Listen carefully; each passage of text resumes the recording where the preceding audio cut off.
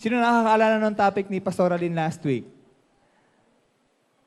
About the family, no? Winning the vision for multitudes and winning the family, or yung tinatawag natin na Jerusalem. Okay, di ba? Yung ating Jerusalem. So today, ang topic natin, ang pinangalanan ko itong ating topic for today na since ang pag-uusapan natin is about our friends, kung paano natin sila mawuwin, papunta sa Panginoon or papunta dito sa church, which is our Judea. Ang title natin for today is called, sabihin nyo nga, Friending. Ayan. Yung friending, hindi ko inimbento yan. Pag sinearch nyo sa Wikipedia, meron talagang ibig sabihin yan. Okay, parang trending lang, di ba? Ano ba ang trending ngayon? So pag friending, ito yung parang way kung saan ini-invite natin ang ating mga kaibigan o mga kakilala natin para mapasama sa isang parang social network. Part pa rin ito ng social network, pero this time, hindi naman tayo nagbobuo ng social network lang. Okay, kasi ang pag-uusapan natin is more about winning our friends for the Lord. Gusto natin sila makasama sa church na ito, sapagkat sa church na ito, everyone is welcome. Sabi mo sa katabi mo, welcome. Yan. So, basahin ulit natin yung verse na ating yung ating key verse for this topic. So, Acts 1:8. Sabi dyan, ang hirap pa na wala nakatingin doon. But you will receive power when the Holy Spirit comes on you. And you will be my witnesses in Jerusalem and in all Judea and Samaria and to the ends of the earth. So, ulitin natin ha. But you will receive power when the Holy Spirit comes on you, and you will be my witnesses in Jerusalem and in all Judea and Samaria and to the ends of the earth. Okay, pansinin niyo yung word na you. Okay? Sino yung you? Tayo. Sabi mo sa tamo, ikaw yun. Diba? Sabi niya, you will receive power when the Holy Spirit comes on you. So pag tinanggap daw natin yung banal na Espiritu, magkakaroon tayo ng kapangyarihan as a witness para sa ating Panginoon. At ang sabi diyan, in Jerusalem, which is yung pinag-aralan natin last week, na yung Jerusalem na yun is our family. And yung Judea, ito yung tinatawag nating, next slide nga ate. Judea yan. No? Ayan ka, nasa gitna ka. Jerusalem, yan yung family mo. Napag-aralan na natin yan kahapon. Kahapon? No, last Sunday. Sabado lang, Kasi parang may ano din nun, wala palang dibo no last week, So, nung last Sunday, pinag-aralan natin is about the family. So, yun yung ating Jerusalem. So, today is our Judea, o yung ating mga friends. Sino may mga kaibigan dito? I'm sure lahat kayo mayroong kaibigan. Minsan may pagka-introvert ka pa, meron ka pa rin kaibigan. Kung pwede nga lang, yung iba dito ay talaga merong gift sa sa tawag dito, sa pakikipagkaibigan. Pwede nang sabitan ng corona, tapos tawag natin Mr. Friendship. Or Miss Friendship, di ba? So dahil talagang natural sa atin na makipagkaibigan. So, yung Judea na tinatawag natin is our friends. And then next week, we will talk about yung Samaria. Or yung mga people na hindi natin gusto. Di ba? Possible ba yun? Hindi natin gusto yung mga, hindi naman actually hate, pero minsan meron ka mga tao na hindi mo kasundo, hindi mo kabagang, Hindi mo ka chokarat, mga word, Hindi mo ka, tawag dito, basta hindi kayo same level minsan ng pag-iisip. At minsan parang naiinis ka, ano ba itong taon to? Pero ang sabi sa Bible, ang command ng Panginoon sa atin, kailangan din natin silang i-reach out. Pero today, pag-usapan is more about our friends, maging yung community na ating ginagalawan o tinitirhan or yung ating mga neighbors.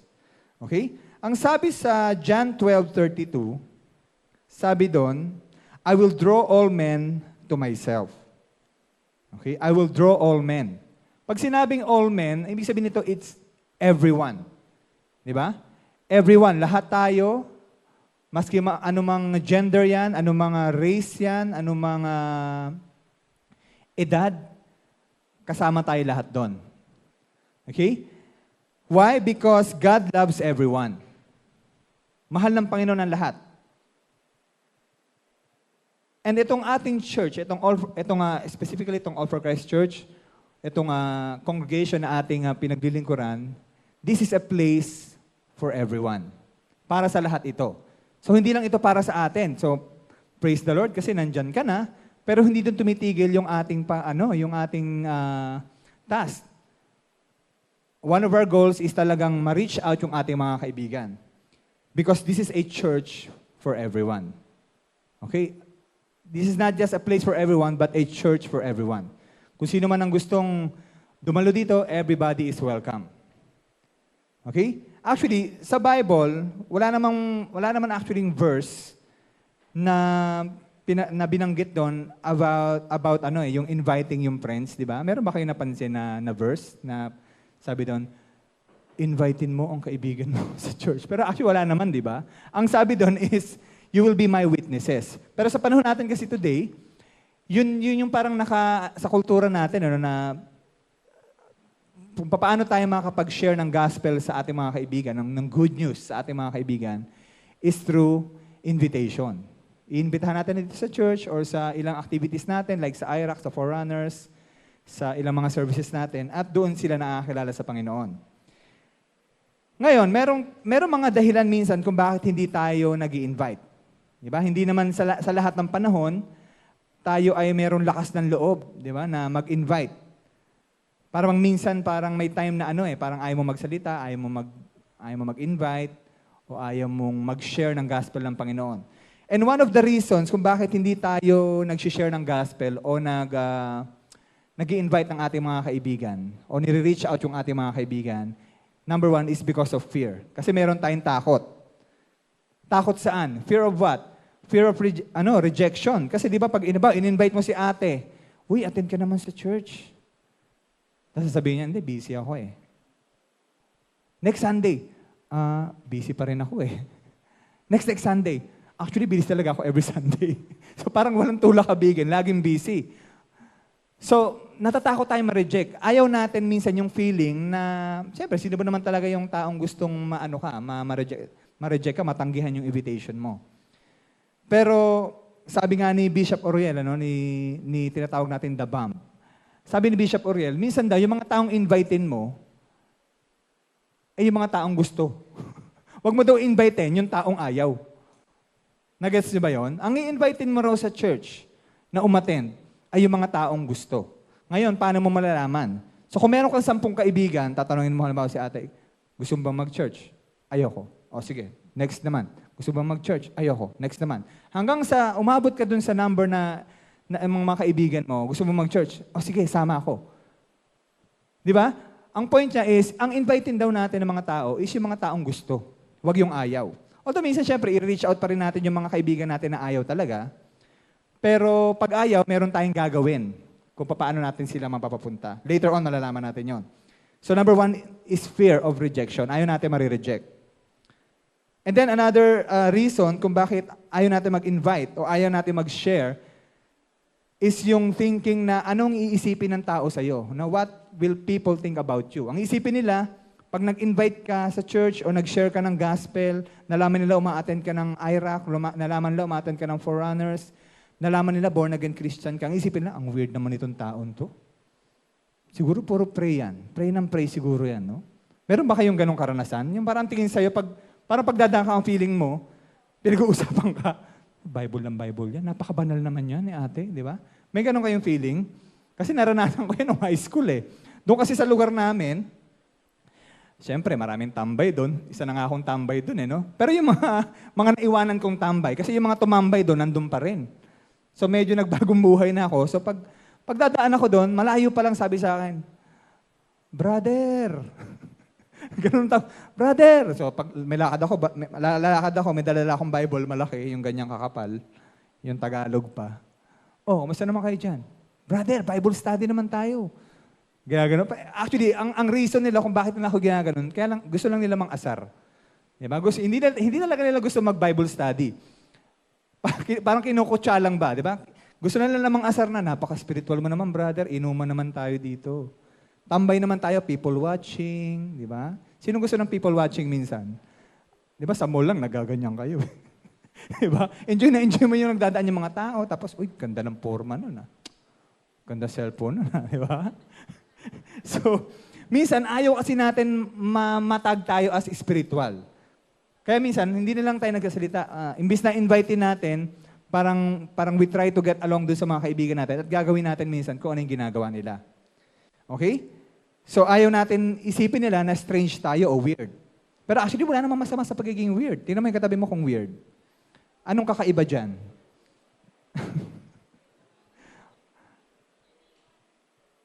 Although it's a different topic, yung pagiging weird is a character na talagang pwede maging positive. No? Especially if you're weird for God. Pag medyo ang kinaibahan mo talaga is the way you live for God.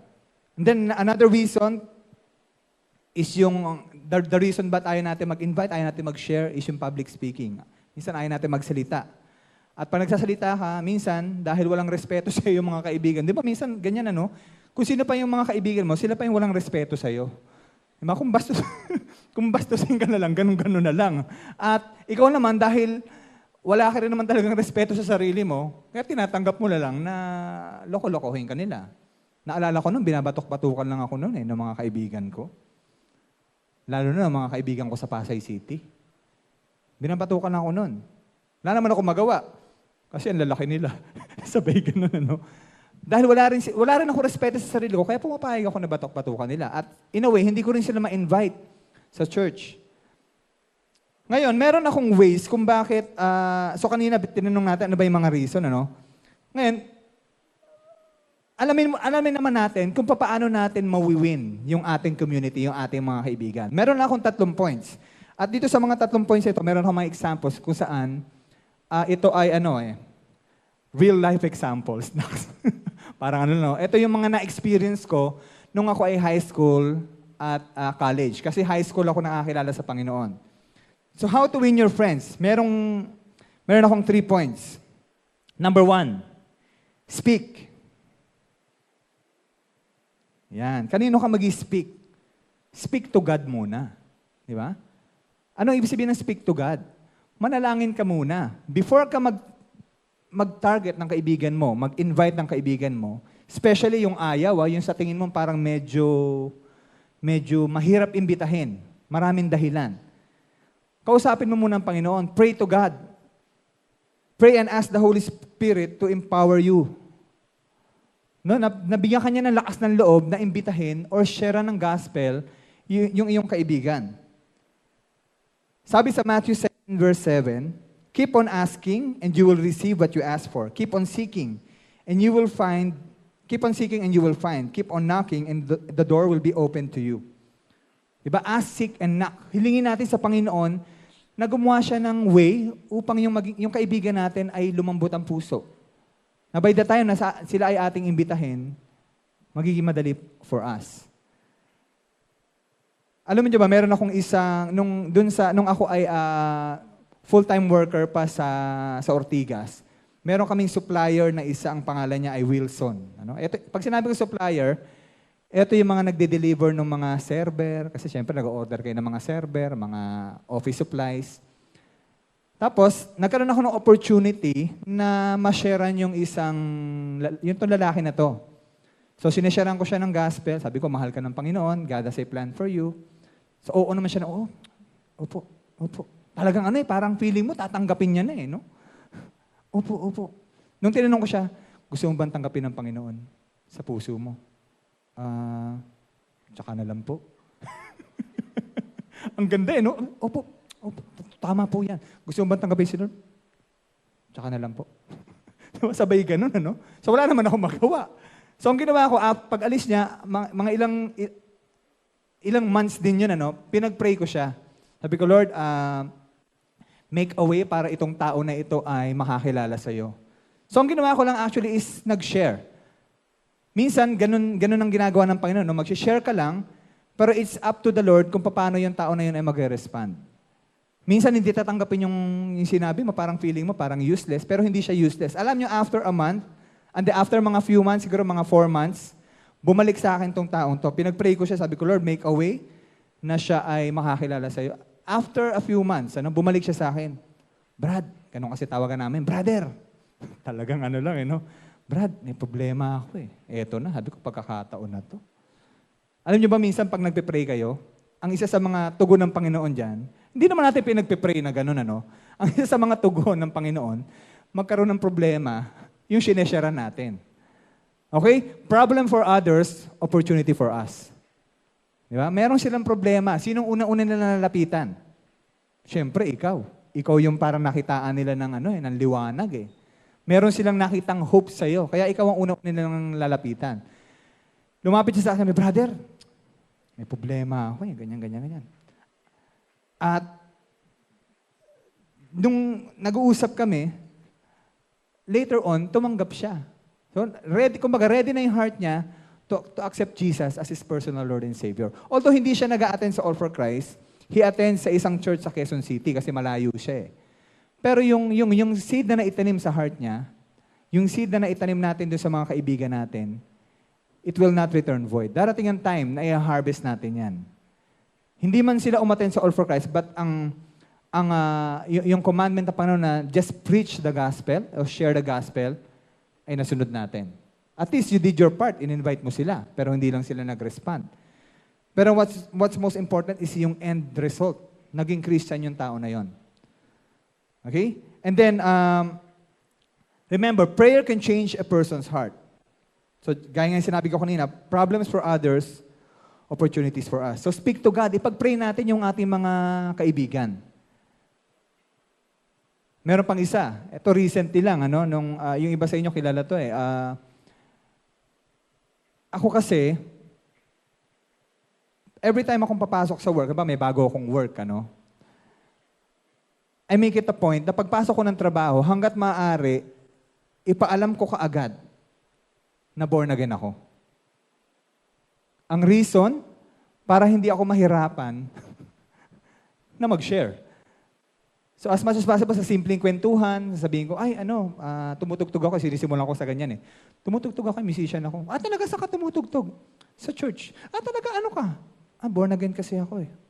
So, unti-unti, nalalaman nila na church guy ako, no? Talagang laman ako ng simbahan. At alam nyo ba, there was a time dun sa itong last na project ko with ADB, may isang girl, simple lang naman yung kwentuhan namin. So nababanggit ko lang sa kanya na ganito ginagawa ko. Sabi, you do counseling means, kasi Inglesera yun taga-Ateneo. You do counseling? Yeah, we do counseling. When there are people who have problems, they come to me. Naks, mga ganun pa no? So talaga napapa-English ako ng todo-todo with accent, So, nangyari, dumating yung time nagka-problema siya. Alam niyo ba na ang unang-una niya nilapitan, ako, naalala ko pa yung senaryo, pagdating ko opisina, ang lungkot-lungkot na mukha niya, ganito yung mukha niya. Parang gano'n. Tingnan mo yung katabi mo, parang ganyan lang. Ngayon, parang walang kapag-apag-asa. So, syempre, pagdating ko, hi. Tapos, nakikita ko siya sa side, nakatingin siya sa akin, parang may gusto siya sabihin. Tapos lapit siya, natapos mo na yung So, kumbaga sumisegue lang siya. Pero after mga ilang minutes, di niya na natiis. Ramil, di ba you do counseling? Di ba sa loob ko, naku, papaka-counsel yata to. Naku, babae pa naman ito. Sabi ko, yeah. Bakit? May problema ba? Meron akong problema eh. And then nag-usap kami. Doon lang din sa cubicle, And then hanggang sa napaatin natin siya sa Forerunners, at siya ay tumanggap kay Jesus. Tinanggap niya si Jesus as her personal Lord and Savior. Although hindi siya nag-a-attend ngayon, kasi nung after niyang ma-overcome yung problema, pag ni-invite ko siya, ang layo kasi. May mga ganun, pero I'm praying na one day, siya talaga, dahil malapit siya sa destiny. Malapit siya sa destiny, doon na sa Xavierville Avenue. Na one day sana mayroon siyang maging kaibigan or magkaroon akong opportunity, ma-refer siya sa isang taga-destiny. Para later on, doon siya magdalo. So minsan ganun, yung problems na na-experience ng iba, ginagamit ng Panginoon yan as an opportunity for us to share, for us to invite people. Okay? So number 1, speak to God. Kausapin mo ang Panginoon, tanungin mo, ask the Holy Spirit for guidance. No, huwag ka lang basta share. Although it's okay na talaga mag-i-invite ka ng kaibigan mo sa church, pero minsan, merong time na talagang parang ang hirap imbitahin ng mga kaibigan natin. Na-experience ba minsan, ang hirap imbitahin ng especially ng mga close friends natin? So one tool na pwede natin gamitin is prayer. Remember, prayer can change anything. Yung patay nga, nabubuhay eh. Yung pampusong patay lang. Okay? So speak. Number 1, speak. Number 2, talk. Dadali lang nito eh.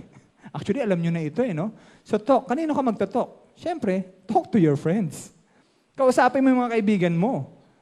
Invite them, ano? At gaya nga sinabi ko kanina, anyway, before yan, basahin ko muna, Romans 10:14. Sabi dyan, how then can they call on the one they have not believed in? And how can they believe in the one of whom they have not heard? And how can they hear without someone preaching to them? No, tell them about Jesus. As much as possible, kung maipapakilala mo kaagad na born again ka, unang-una, hindi ka mag-struggle. Halimbawa, ganito, nasa mga lalaki, may bago kang work, or may bagong school. As much as possible, paalam mo na Kristiyano ka. Bakit? Kasi pag nagkayayaan ng inuman, hindi ka nakasama. Alam niyo ba yun? Si Kuya Ramil, madalas ganun eh. Pag, naalala ko nung nag-work ako sa Alabang, pinaalam ko kaagad na born again ako. No? So nung nagyaya sila mag-inuman, hindi ako kasama sa listahan. At hindi ako nakapagsinungaling. Kasi minsan ang mga, uy, umiinom ka ba? Minsan kasi parang, hindi na eh. So parang naghahanap ka ng alibay na hindi mo na matanggihan mo sila, pero hirap na hirap ka. Okay, so as much as possible, ipaalam natin. Tell them about, not necessarily tell them about Jesus, pero tell them about your faith. Ipaalam mo agad, wag mo itago. At hayaan mo na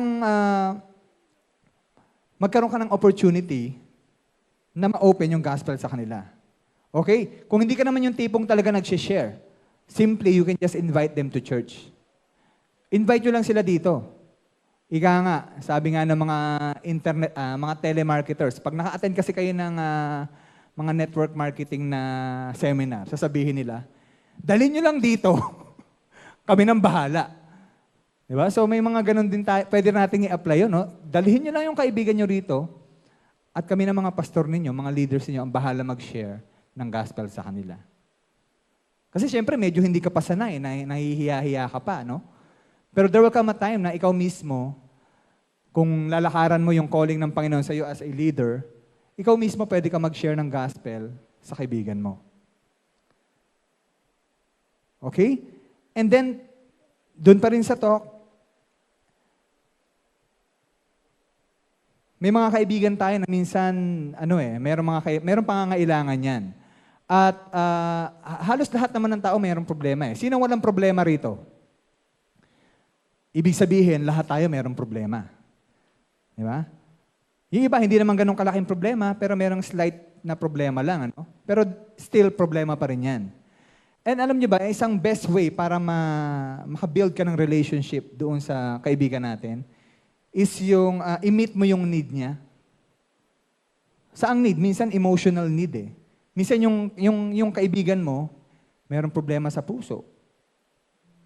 Love life na naman to, no? Ano ba? Mayroong problema meron silang relationship problem sa kanilang bahay. Nag-away sila ng magulang nila, or basta may pinagdadaanan siya. So ikaw, one of your roles is to encourage him. Ma-uplift yung kanyang spirit. And by doing that, pag na-meet mo yung need niya, mag-open yung tao na yun sa'yo about other details ng kanyang buhay.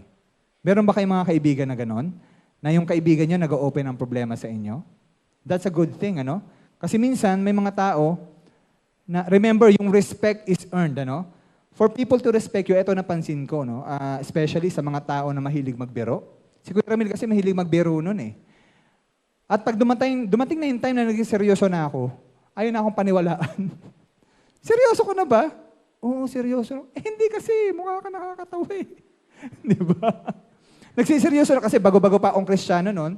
So, hindi ko pa alam kung paano talaga mag-share. So, yung time na naging seryoso na ako, hindi nila ma-appreciate. Nakasimangot na nga ako sa sobrang seryoso eh. Tapos natatawa pa rin sila. So, minsan, sa atin, kung minsan masyado kang palabiro, although it's okay na talaga maging parang magkaroon ka ng sense of humor, Pero minsan yung sobrang pagiging palabiro, minsan yan na nagiging hindrance para yung tao mag-open sa'yo. Every time makikita mo yung tao, inaasar mo. Every time makikita mo yung isang tao, Pinupunan mo yung ano niya. Para namang gusto mo siyang mapasaya, pero actually hindi naman. Ang nangyayari, naiinsulto yung kaibigan natin. Ano?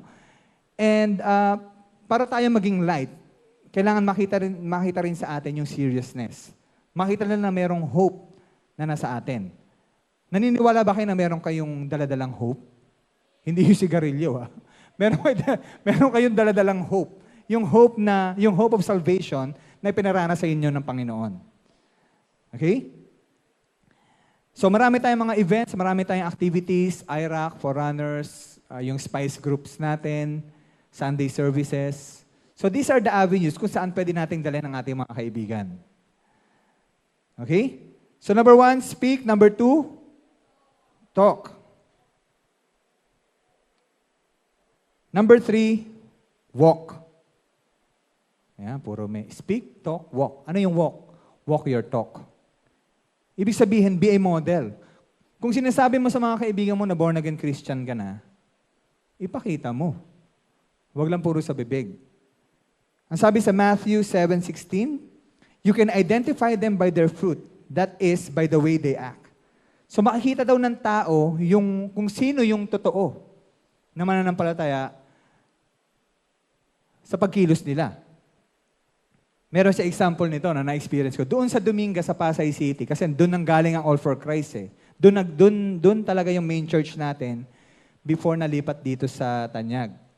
So, eto yung church, tapos meron tayong katapat na Baptist church. Ang pangalan niya is Good Samaritan Baptist Church. May mga young people din doon. So one time, paglabas ko, kasi hindi pa nagsisimula ang service, street lang siya, parang Tanyag. Paglabas ko, may nakita akong isang lalaki may daladalang Bible. Tapos sa gitna ng kalye, merong mini court, may nagbabasketball. So dumaan yung 3 lalaki. Yung isa may dalang Bible, laki pa ganyan.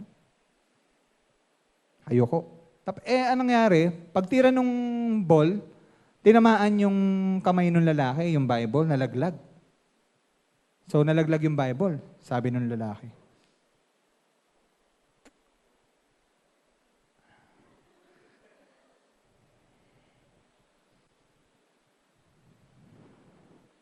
Para mananapak, no?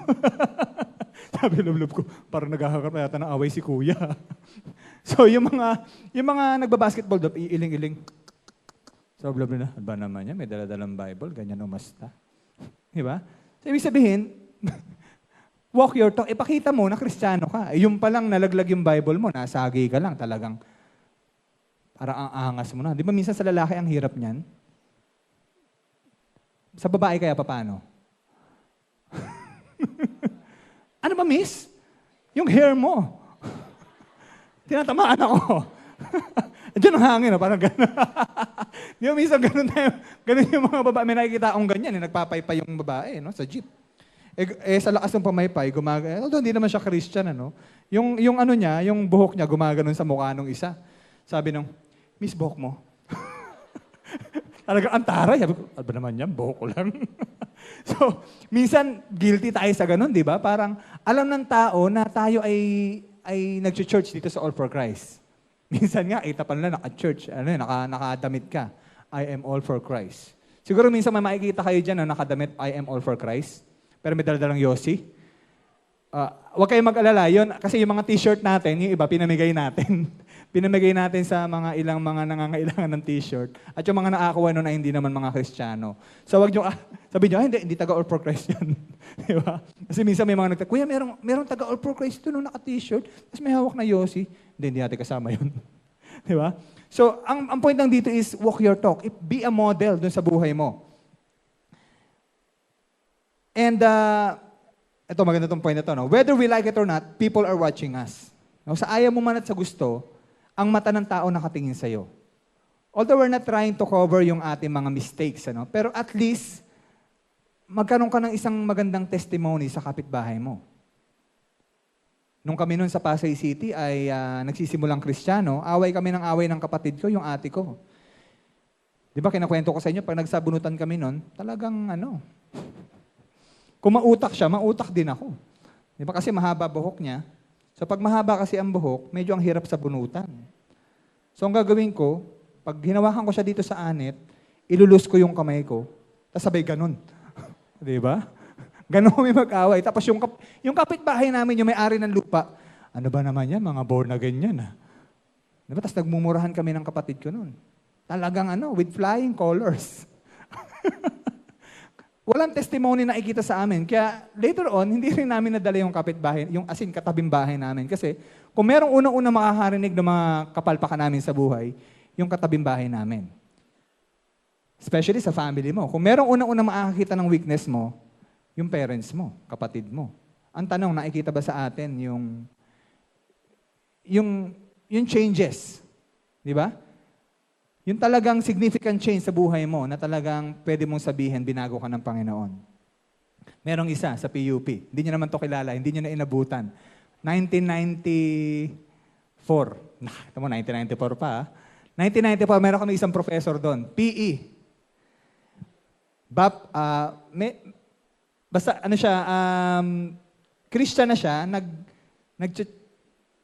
Christian na siya, tapos at the same time, marunong siya magkarate. Di ba parang si Miss Canlas? Nagkakarate siya. Tinuruan niya kami ng mga, haya! Haya! Actually, lahat ng yun ay nakalimutan ko na. No? Nagagawa ko lang yun sa ipis. Pa! Gano'n na lang nangyayari, no? Pero noon, habang nagtuturo siya, before siya magturo actually, ginagampanan naman niya yung Great Commission eh. Nag-share siya ng gospel sa class, God loves you. Ganun pa eh, talagang mahal na mahal kayo ng Panginoon at lahat tayo ay nagkasala. At ganun talaga siya. Pero alam nyo, ang naging problema lang doon, one time, tisod na tisod yung mga kaklase ko. Kasi one time, pinapunta niya kami, supposed to be merong pasok, tapos hindi kami pumasok. Tapos ang natira lang, siguro mga 5, galit na galit. Pagbalik namin, sama ako dun. Sabi niya, akala niya matitigas na mga buto niyo? Ganun ang word eh. Sige, kung sino dito yung gusto lumaban ng karate, love ko, black belter ka na, mga estudyante lang kami. Kung sino gusto lumaban ng karate dito, patunayan niyo sarili niyo sa akin. Kasi naghamon siya ng karate Siyempre, walang lalaban, di ba? Kumbaga yung professor mo, nagkakarate na yan for a long time. Kami, chop lang. Baka mamasahe lang namin si sir. After noon, narinig ko sabi ng mga klase ko, so after noon, di ba, pinauwi na kami. Next class, nag-share siya ulit ng gospel. Imagine, Nag-share siya ulit, God loves you. Tapos, yung katabi ko, sabi niya, hindi convincing. Yun ang word, sa loob ko. Naku po, sira na yung testimony namin dito sa PUP. Yun ang word niya, hindi raw convincing. Hindi kasi makita dun sa prof namin na talagang ginagampanan niya yung pagiging Kristiyano niya. So remember, hindi naman nila in-expect sa atin to, pero wala tayong utang na loob sa kanila. Pero people are expecting us na talagang makita yung pagbabago sa atin. So sa kaibigan mo, meron ba nakita na changes ang kaibigan mo sa'yo? Masasabi mo ba na good testimony ka dun sa kaibigan mo, sa kapitbahay mo? O hanggang ngayon, pag sinabi na, si Rap, pareho pa rin yan. Diba? Ganun pa rin ang bibig niyan. Pabling pa rin yan. Example lang yun, Diba? So, meron isang magandang testimony, Narinig ko lang to last Wednesday, dun sa guest speaker natin sa Forerunners. Si Mr. Whedon King. Ito yung may-ari ng Kabayan Hotel sa Rotonda. Okay, sa Rotonda. Yung may-ari ng Legend Hotel sa May Boni, Kabayan Hotel sa Cubao, tapos marami siyang hotels na pagmamay-ari. At yung King's Court na building dito sa may Chino Roses, kung saan ginagawa yung Forerunners, siya may-ari nun. Ang story pala nun, bago siya nakakilala sa Panginoon, meron siyang isang hinire na isang accountant.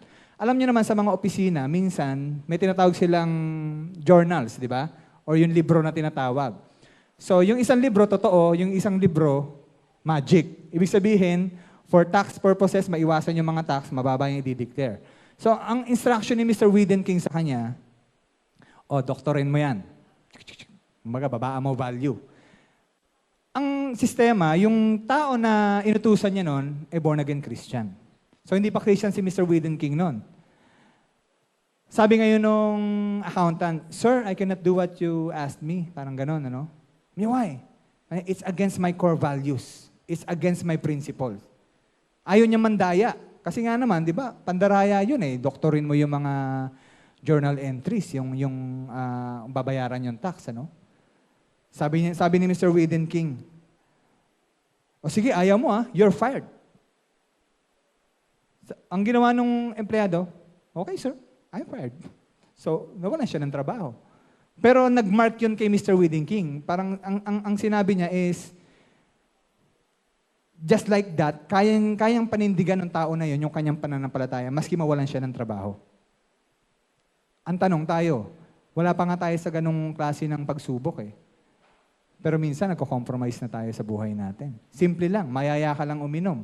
Mayaya ka lang mag-cutting. I hope hindi kayo nagka-cutting. Meron ba nagka-cutting pa rito? Usually, pang high school yan eh. Pero sa college, meron din. Di ba? Lalo pa ngayon, malapit na ang Walter Mart at ang SM Bigutan. Okay? So let's walk our talk. And then, yung ginawa ng babae na yon is what you call integrity. Ibig sabihin, maski walang nakatingin. Kasi pwede naman sila, hindi naman alam ng pastor ko, hindi naman alam ng mga cell leader ko na ginawa ko to. Pero si Lord, nakikita ka. Okay? And pag nakikita ka ng Lord, remember, other people are also looking at you. Whether we like it or not, people are watching us. And in fact, we may be the only Bible people are able to read. Kasi minsan ang tingin nila sa atin, the walking Bible, di ba? Pag marami kang alam. Okay? And then this point na gusto kong iwanan natin, we don't fix people's lives. We pray for them and lead them to Christ through a modeled, influential life that passes on the values of the kingdom.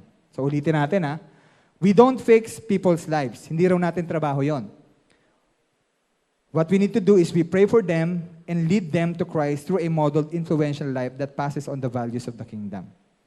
Again, the message of hope and salvation that we receive is not just for us, but also for our friends and the people around us, our neighbors, our community. Ngayon, ang tanong, why do we need to win our friends? Number one, because God loves them too. Mahal din sila ng Panginoon. And then, second reason, because we have a world to change. Meron tayong mundo na gusto nating mabago. And then, I like this sinabi ni Pastor Rich Whitmer doon sa aming meeting sa Traders Hotel. Sabi niya, hindi raw siya di ba meron tayong song, I'm gonna change the world. I'm gonna change the world. Ang title niyan? I'm gonna change the world? The anthem, Di ba kinakanta natin yan? Pag kinanta pa natin yan, nakaganon pa tayo, I'm gonna change the world. Sabi niya, hindi raw siya, minsan daw hindi siya naniniwala doon. Bakit? Kasi hindi mo raw kayang baguhin ng buong mundo. Ang kailangan na natin is we. Ibig sabihin, marami tayo dapat. Kaya ang dapat sasabihin natin, we're gonna change the world. Hindi mo siya kayang baguhin. Although pag sinabi natin yung world, ito yung community na ginagalawa natin. Minsan hindi mo kayang baguhin isang community. Kaya ang kailangan, you need other people para mabago yung community na yun. Gusto mo mabago ang community ng PUP? You need other PUP students para mabago yung community ng PUP. Gusto mo mabago ang TCU? You need other TCU students para mabago ang TCU.